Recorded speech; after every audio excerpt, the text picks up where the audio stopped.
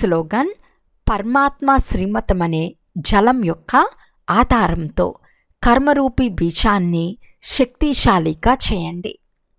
అవ్యక్త సూచన: స్వయం మరియు సర్వుల పట్ల మనసు ద్వారా యోగం యొక్క శక్తులను ప్రయోగించండి.